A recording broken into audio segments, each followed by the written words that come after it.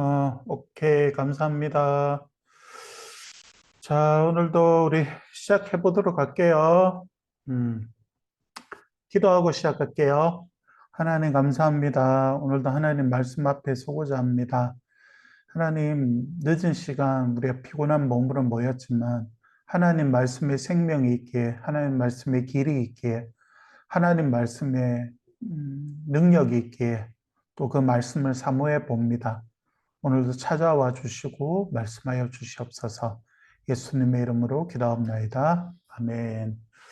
자, 오늘도 이제 모두 살펴보려고 하는데 오늘은 무화과나무 두 강줄에 대한 그 이야기가 나오거든요.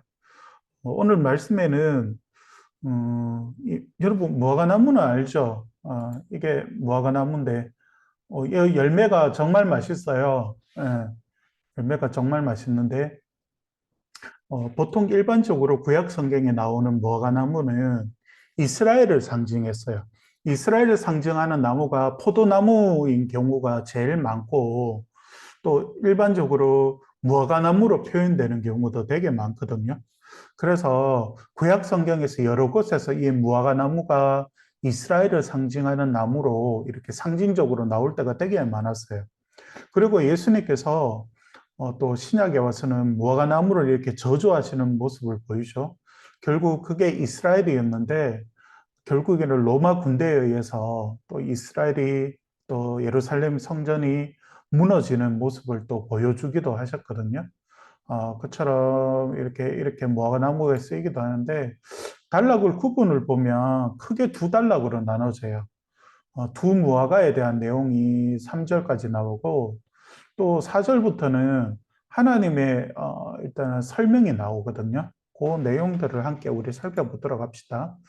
먼저 이 두 무화과나무 먼저 1절을 보면 바벨론의 느부갓네살 왕이 유다 왕 요야김의 아들 요고냐와 유다 고관들과 목공들과 철공들을 예루살렘에서 바벨론으로 옮긴 후에 여호와께서 여호와의 성전 앞에 놓인 무화과 두 광주리를 내게 보이셨는데 이렇게 말하고 있잖아요.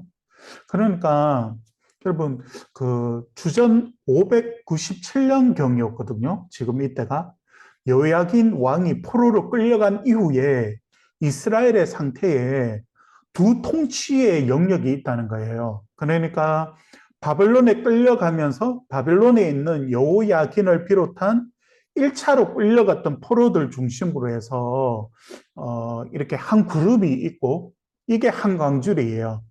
그리고 또 한쪽에서는 지금 이스라엘에 남아있는 시드기야 왕을 중심으로 해서 남아있었던 사람들이 또 한 광줄이가 있는 거예요. 그러니까 하나님이 에레미야에게 보여주셨던 이 두 광줄이라는 의미가 바로 그거거든요. 포로로 끌려간 광주리, 그리고 지금 예루살렘에 마지막까지 남아있었던 광주리, 이렇게 해서 두 광주리를 이렇게 보여주는 거거든요. 그런데 여기에 내게 보이셨는데라는 말씀을 보면 히브리 말이 좀 신비적인 체험에서 하나님께서 미리 보여주시는 내용이기보다는 하나님께서 그냥 일반적으로 예레미야가 예언하게 하시고 또 예레미야로 하여금 하나님이 이미 예루살렘의 멸망에 관련된 일들을 보여주셨잖아요. 그래서 그 보여주신 내용에 따라서 하나님께서 그냥 일반적인 보다라고 쓰이는 단어가 여기에 쓰였거든요. 그래서 어떤 특별한 역할을 위하여서 긴급하게 하나님이 주셨다면 아마 하존이라는 말을 썼을 건데 그냥 여기는 라아로 쓰는 거 봐서는 하나님께서 그냥 예레미야 선지자로 하여금 사역하게 하셨을 때 부르실 때 보여줬던 하나의 환상 중에 하나였던 것 같아요. 아무튼 우리가 또 살펴봐야 될 게 이제 2절 말씀인데요. 음, 한 광주리에는 처음 익은 듯한 극히 좋은 무화과가 있고 한 광주리에는 나빠서 먹을 수 없는 극히 나쁜 무화과가 있더라. 이게 극과 극이죠, 두 광주리가. 이제는 성전에 있는 두 무화과 나무 광주리에 대한 설명인데 너무 극과 극이 한쪽에는 너무 좋고 한쪽에는 너무 나빠요. 그런데 좋은 게 뭐냐면 우리 성경에 처음 익은 듯한 이렇게 말하잖아요. 사실은 이게 처음 익은 듯한 이란 번역보다는 그냥 첫 열매 이렇게 번역하는 게 맞았거든요. 근데 이 첫 열매가 있는 곳에는 이 무화과가 너무 좋대요. 그런데 다른 한쪽에 있는 것은 나쁜 열매다 이렇게 말하고 있는 것이거든요. 그래서 하나님과 이 선지자의 이 대화가 또 이제 3절부터 나오는데 여호와께서 내게 이르시되 예레미야야 네가 무엇을 보느냐 하시매 내가 대답하되 무화과 이온데 그 좋은 무화과는 극히 좋고 그 나쁜 것은 아주 나빠서 먹을 수 없게 나쁘니이다 이렇게 대답을 하잖아요. 두 광주를 보여주신 하나님이 선지자에게 질문을 하시는데 네가 무엇을 보느냐 그러자 예레미야는 자신이 본 것을 이렇게 하나님께 말씀하고 있는데 예레미야는 좋은 무화과는 최상품으로 나쁜 무화과는 아주 나쁜 이렇게 표현하잖아요. 여러분 우리가 지금 몇 번을 제가 반복해서 말하겠지만 히브리인의 언어 습관은 좋다고 하면 그냥 좋은 거거든요. 우리 한국 사람들은 나중에 특히 우리 형제님들은 잘 알아야 되는 게 오빠 나 예뻐 이렇게 하면 그냥 예쁘다 이 한마디 하면 안 돼요. 온갖 이 수식어를 다 붙여가지고 형용사를 붙여가지고 얘기를 해야 되거든요. 세상 어디에도 없고 아무튼 이렇게 형용사를 붙이든지 아니 수식어를 붙여가지고 이렇게 대답을 해야 나는 좀 예쁘다고 이렇게 진짜 진심으로 생각을 하는구나 이렇게 생각하지만 히브리인들은 좋다고 하면 진짜 좋은 거거든요. 근데 여기에 보면 예레미야가 어떻게 대답하냐면 좋은 것은 극히 좋고 나쁜 것은 아주 나쁘다 이렇게 표현하거든요. 그러니까 좋은 것은 정말 좋은 거고 나쁜 것은 정말 나쁘다 이렇게 표현하고 있는 거라고요. 그러니까 조금 더 강조된 의미에서. 그러니까 지금 예레미야는 3절에서 정말 하고 싶은 게 뭐냐면 나쁜 광주이거든요. 나쁜데 정말 나쁘다 이렇게 말하고 있는 거예요. 그러니까 심판받아 마땅하다 이걸 말하고 싶어 하는 거거든요. 그게 누구냐면 남아있는 시드기야를 중심으로 해서 남아있는 그 백성들. 이게 나쁜 열매거든요. 그런데 그게 하나님의 큰 심판을 지금 받아야 될 상황인 거죠. 그러면서 이제 두 번째 단락으로 이제 넘어오면서 주옥 무화과에 대한 설명이 먼저 나오거든요.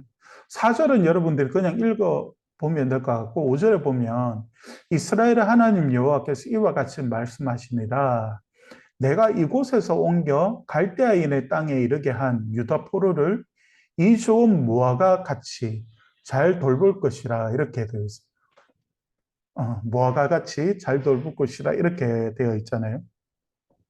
좋은 무화과에 대한 말씀이 나오는데 좋은 무화과의 특징이 뭐냐 하면 아이러니하게도 갈대아 땅에 간다고 해요.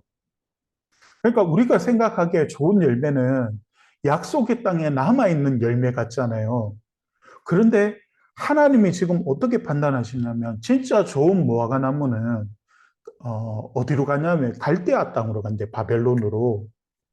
다시 말해서 포로가 된 그 사람들이 좋은 열매래요. 좀 의외죠.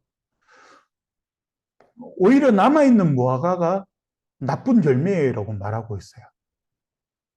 그리고 그곳으로 끌려간 사람들이 오히려 더 보호받을 것이라 이렇게 말하고 있어요. 왜 그럴까요? 남아있었던 시드기야와 비롯해서 남아있었던 백성들은 정말 엄청난 바벨론 군대의 그 공격을 받거든요. 그래서 성벽이 무너지고 성전이 무너지고 예루살렘 도시가 다 불타버리고 그리고 1년 6개월 동안 둘러싸고 있었던 바빌론 군대 군사들은 악의 받침대로 받쳐가지고 그냥 보는 즉시 너무 잔인하게 사람들을 다 죽여버렸어요. 그러니까 오히려 그곳으로 간 사람들이 더 안전하겠죠. 그리고 그곳에서도 우리 조금 더 읽어보겠지만 하나님께서 그곳에서 그 백성들을 지켜주세요. 여러분, 왜 포로로 끌려간 사람들이 더 좋은 열매라고 말씀하실까요? 이게 오늘 큐티에서 좀 중요한 부분인 것 같거든요. 포로로 끌려간 사람이 왜 중요하다고 하겠어요? 그곳에 끌려간 사람들은 회개할 기회를 가진 사람들이거든요. 지금 남아있는 사람들은 대부분 다 죽을 거라고요. 다시 하나님을 바라보고 그리고 회개할 수 있고 다시 하나님께로 돌아올 수 있는 기회가 주어진 사람들이고 또 그곳에서 변화됨을 통하여서 하나님을 다시 찾는 사람들이 되거든요, 여러분. 그러니까 사람이 겪는 우리 사람의 눈으로 보기에 나쁜 것이 나쁜 것만은 아닐 수가 있다고요. 그러니까 그리스도인의 삶에서 정말 중요한 게 뭐냐면 내가 지금 하나님의 말씀 가운데 하나님의 인도하심을 받고 있는가를 늘 확인해야 되는 거죠. 그러니까 우리 인생에 고난이 오고 내가 생각지 못한 일들이 오더라도 그 사람이 하나님 말씀 가운데 인도함을 받고 있다면 좋은 무화과거든요. 그걸 생각을 해야 돼요. 그래서 우리가 삶을 살아가면서 내 삶에 어려움이 닥쳤을 때, 그리고 어려움이 있을 때 늘 기억해야 될 게 뭐냐면 내가 지금 하나님 말씀에 반응하고 있는가를 봐야 돼요. 요게 좋은 무화과에 속하는 사람들은 바벨론으로 포로로 끌려가잖아요. 그곳에서 하나님을 생각해요. 그리고 그곳에서 회개하고 지난 날을 떠올리면서 회개하고 하나님을 다시 예배하고 하나님을 찾기 시작해요. 그러니까 그 사람들이 복된 거거든요. 그래서 우리는 고난 있는 시간을 통하여서 새로워져요. 여러분, 테스트와 템테이션은요, 동전의 양면과 같아요. 내가 어떻게 하나님의 말씀 앞에, 이 시험 앞에 반응하느냐에 따라서 그것이 시험이 될 수도 있고, 하나님의 고난이 될 수도 있어요. 정말 믿음에서 정말 중요한 부분이거든요. 요건 다음 기회에 또 한번 말해줄게요. 어이구야, 어이구야, 어, 뭐가 잘못 눌렸나 봐요.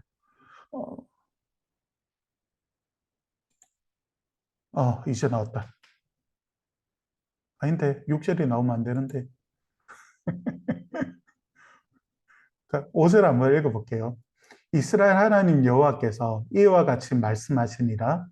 내가 이곳에서 옮겨 갈대아인의 땅에 이르게 한 유다 포로를 이 좋은 무화과 같이 잘 돌볼 것이다. 이렇게 말하고 있잖아요. 아닌데, 여기, 읽었던 거 맞네. 여러분, 쏘리. 6절을 한번 봅시다. 내가 그들을 돌아보아 좋게 하여 다시 이 땅으로 인도하여 세우고 헐지 아니하며 심고 뽑지 아니하겠고. 그러니까 지금 바벨론을 끌려간 사람들을 하나님께서 어떻게 하겠다고 말씀하시냐면 그들을 돌아보아 좋게 좋게 여기고 그리고 다시 이 땅으로 인도하여서 세우고 헐지 아니하고 심고 뽑지 아니한다고 이렇게 말하고 있는 것이거든요. 그러니까 그들을 포로로 옮긴 이유가 나오는데 내가 그들을 돌아보아 좋게 여겨 이 말을 직역하면 이렇거든요. 내가 내 눈을 그들을 위해 두고 이런 말이거든요. 그러니까 내가 그들을 돌아보아 좋게 여겨 이 말이 그냥 히브리 성경을 그냥 직역하면 내가 내 눈을 그들을 위해 두고 이렇게 말하거든요. 그러니까 하나님의 눈이 그 포로를 끌려간 사람들 위에 있대요. 그러니까 하나님께서 지켜보고 보호하시고 인도하고 계시다는 것을 보여주는 것이거든요.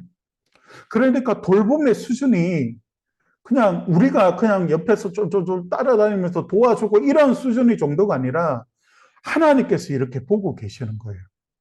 그리고 이어 나오는 말씀이 좋게 하여 다시 이 땅으로 인도하여 세우고 헐지 않고 뽑아버리지 않는데요. 그러니까 이스라엘 백성들을 다시 이 땅으로 약속의 땅으로 돌아오게 하여서 그들을 여기서 안정적으로 이 땅을 지킬 수 있도록 하나님께서 다시 그들을 회복시켜 주겠다는 약속을 주신 거거든요. 이 말씀을 따라서 유다 백성들은 70년의 그 형벌의 시간을 마치고 다시 돌아오거든요. 그래서 스룹바벨과 대제사장 여호수아와 함께 돌아와서 그들이 다시 성전을 재건하고 또 느헤미야가 늦게 와서 또 성벽을 재건하면서 이 예루살렘 성벽과 그리고 예루살렘 성전이 또 이 약속의 땅이 다시 회복되는 모습을 하나님이 보여주시거든요. 그 약속을 지금 6절에서 해주고 있는 것이거든요. 그러면서 여러분 7절에 보면 내가 여호와인 줄 아는 마음을 그들에게 주어서 그들이 전심으로 내게 돌아오게 하리니 그들은 내 백성이 되겠고 나는 그들의 하나님이 되리라 이렇게 말하고 있지 않습니까? 이게 두 번째로 좀 가장 중요한 내용 중에 하나인 것 같아요. 내가 여호와인 줄 아는 마음을 그들에게 준대요.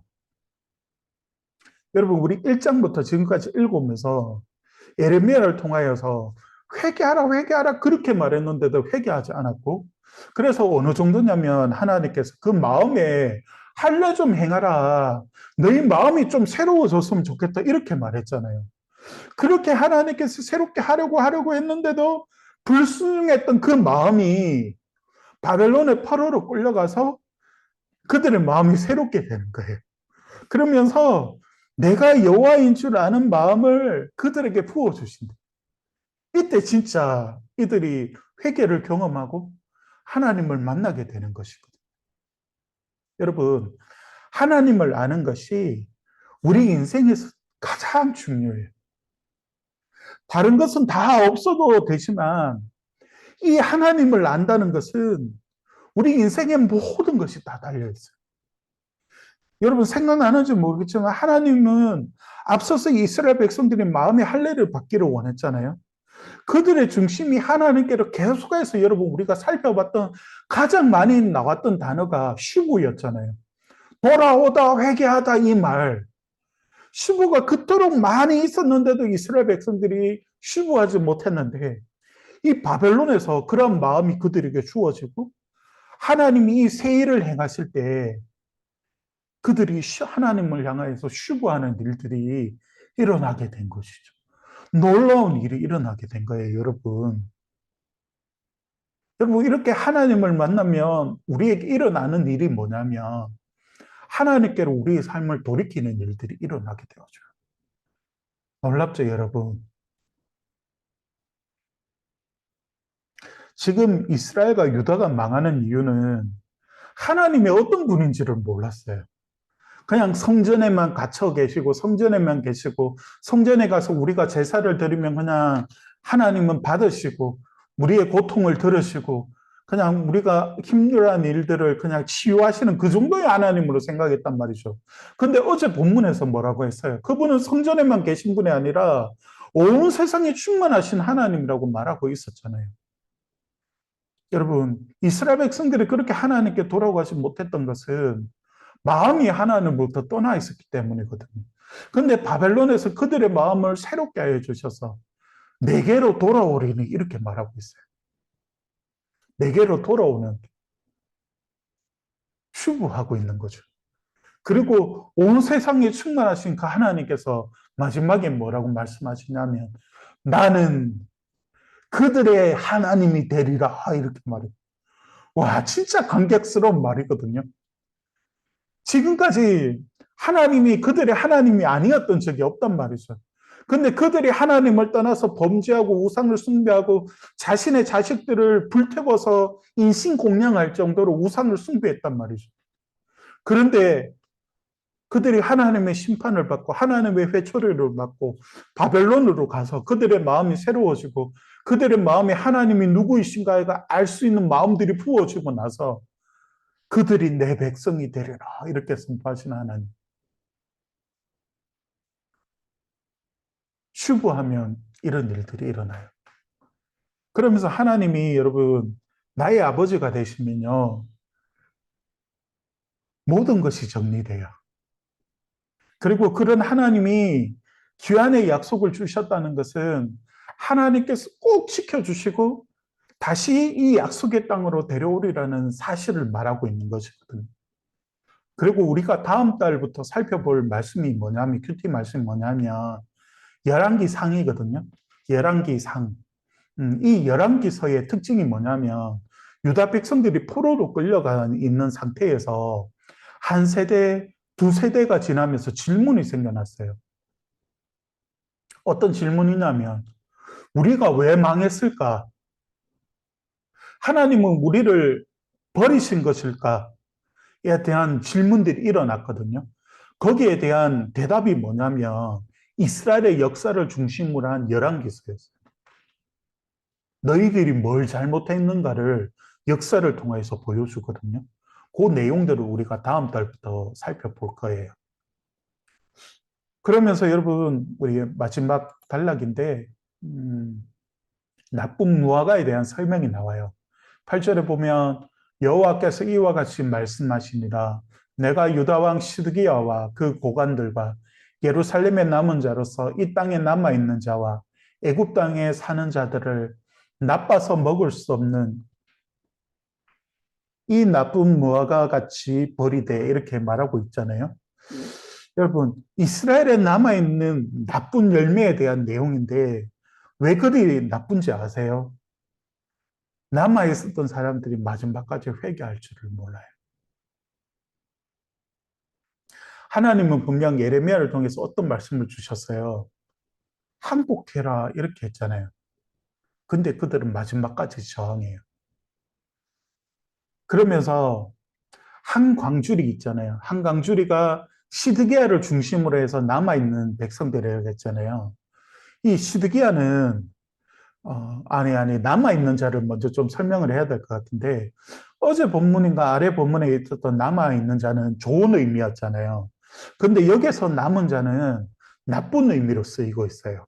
그러니까 여기 남은 자가 나왔다고 해서 좋은 의미로서 하나님의 그 남은 자에 대한 사상을 생각하고 그렇게 하면 안 돼요. 여기서 남은 자는 나쁜 사람을 말하거든, 나쁜 열매를 말하거든요. 그러니까 부정적으로 쓰이고 있어요. 시드기야는 바벨론의 공격 속에서 혼자 살아남겠다고 살짝 무너진 성벽을 틈타서 밤에 야반 도주하다가 바벨론 군사들에게 잡혔어요. 그래서 자신이 보는 앞에서 아들들이 죽고 그 자리에서 두 눈이 뽑혀버렸던 왕이 시드기야거든요. 정말 무책임하게 백성들을 버리고 도망갔던 왕이었어요.